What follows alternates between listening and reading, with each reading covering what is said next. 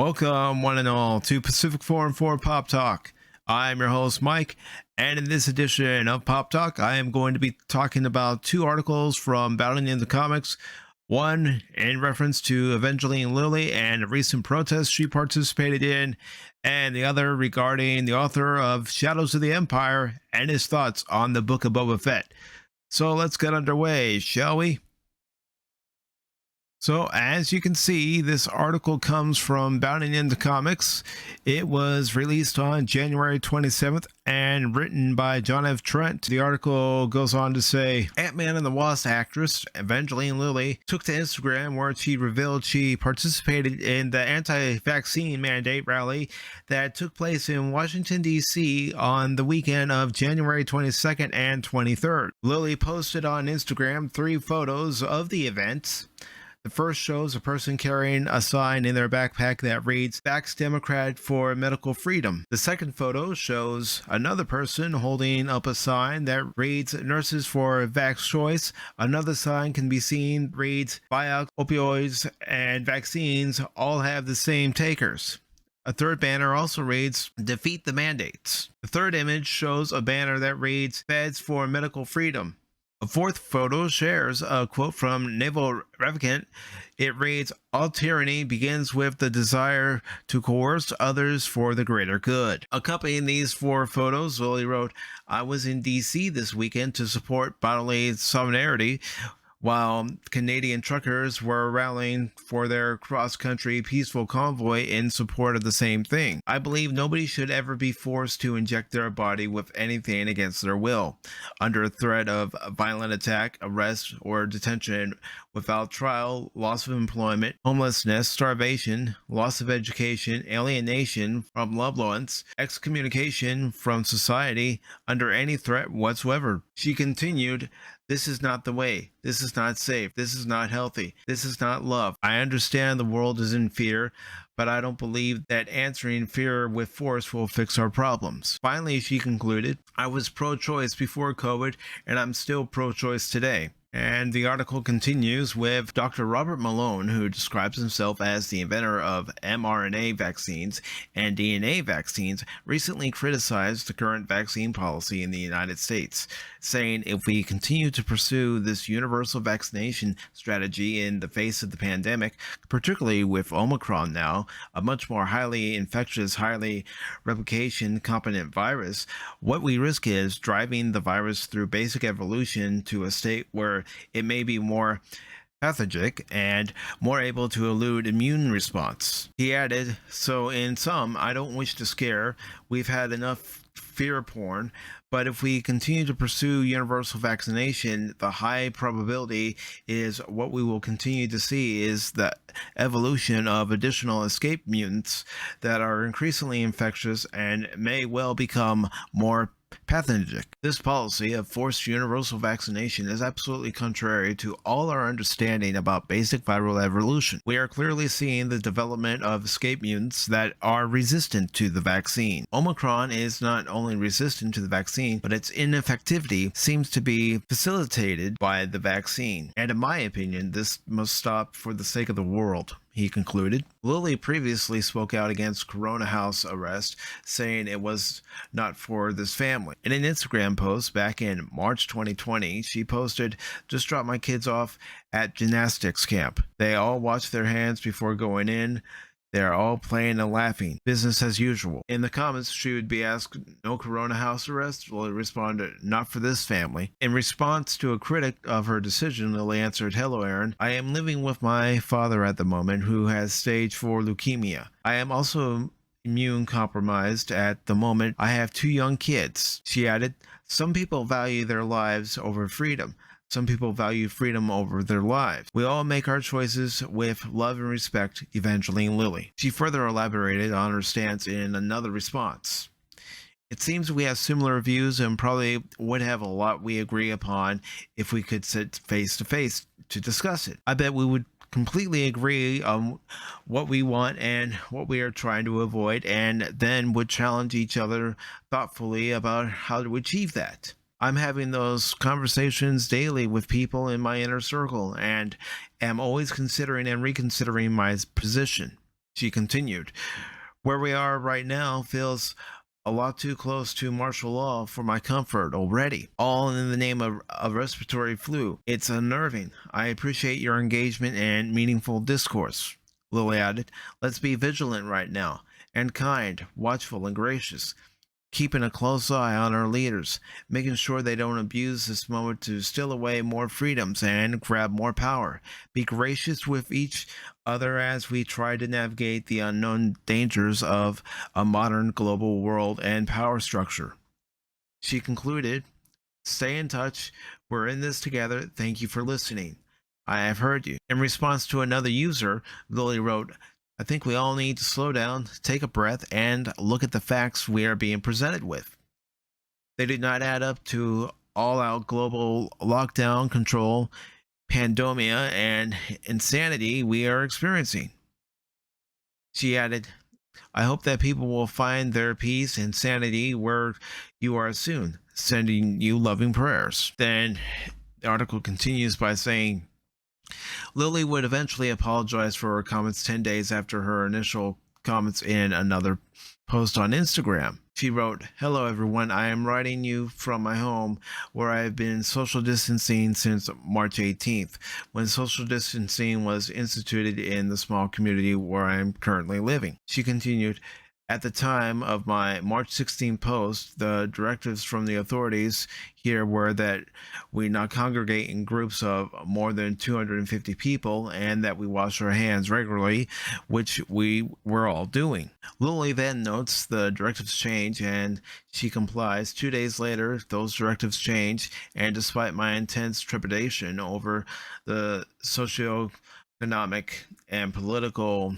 repercussions of this course of action, please know I am doing my part to flatten the curve, practicing social distancing and staying home with my family. She then apologized for her previous comments. "I want to offer my sincere and heartfelt apology for insensitivity I showed in my previous post to the very real suffering and fear that has gripped the world through COVID-19.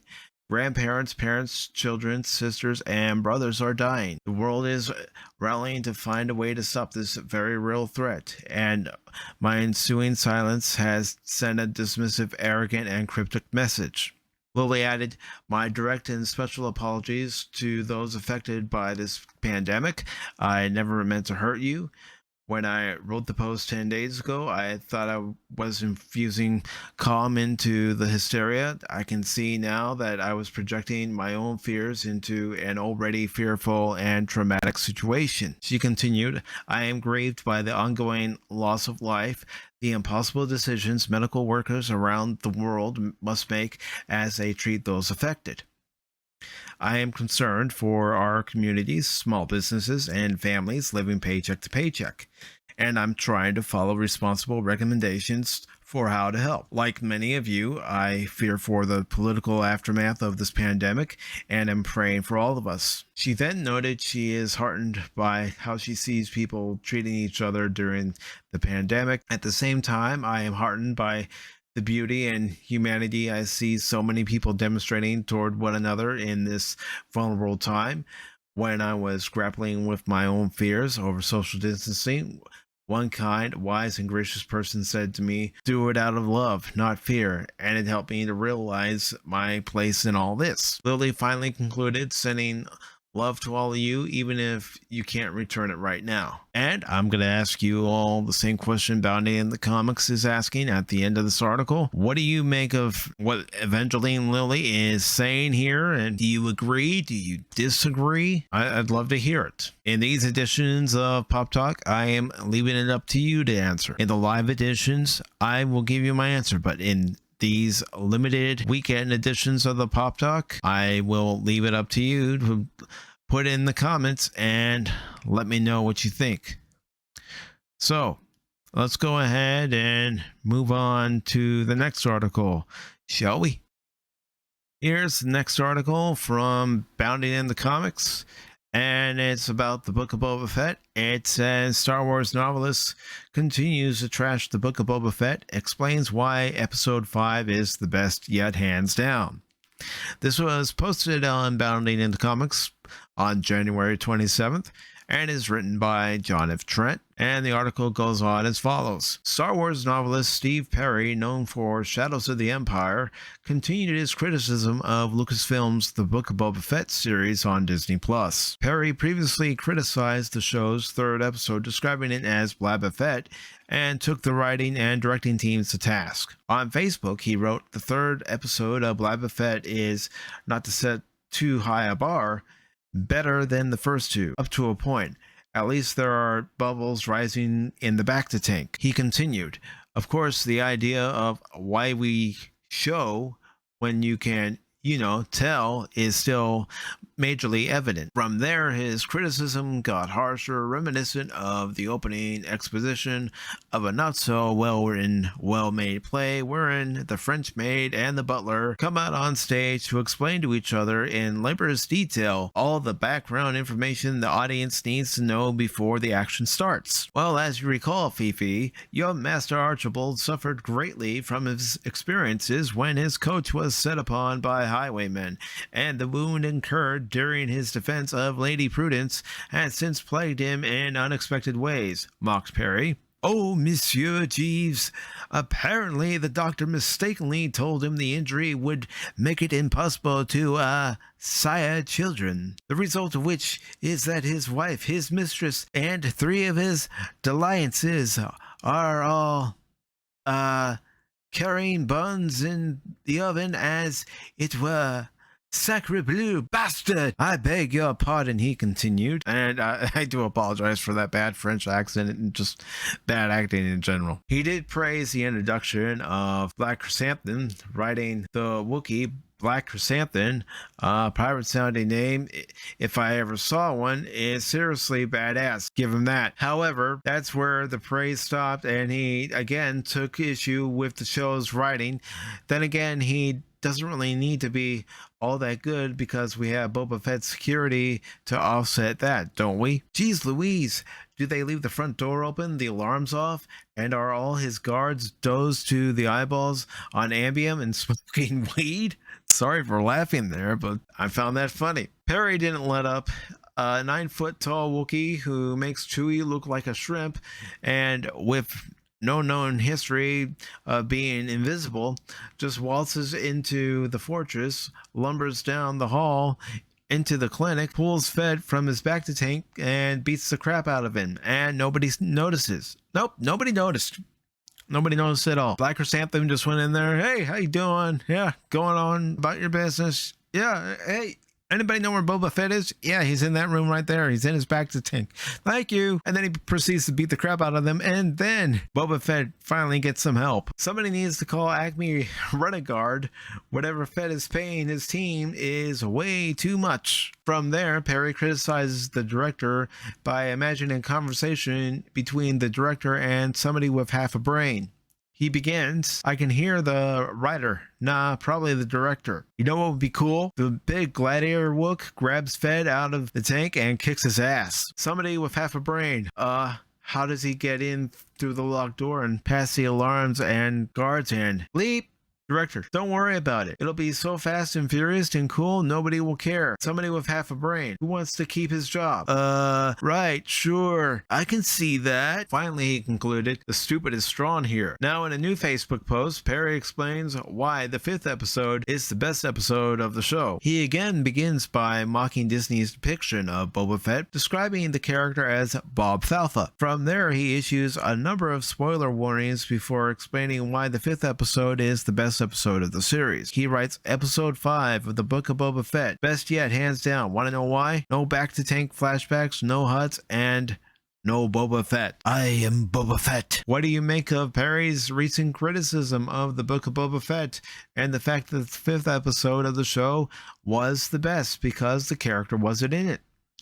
Well, if you'd like to hear my thoughts on the 5th episode of the Book of Boba Fett, I will put the link right above this video, and you can click on my recent review of Return of the Mandalorian, and you can get my thoughts on it. Those are the articles from Bounding in the Comics about Evangeline Lilly and the recent protest, as well as Steve Perry's thoughts on the Book of Boba Fett. What do you think about these two articles? Do you agree with any of them? Do you disagree with any of them?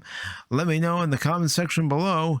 And if you like this video, give it a thumbs up. If you didn't like this video, give it a thumbs down. Share this video and subscribe to the Pacific414 YouTube channel. Until next time, thank you. Take care.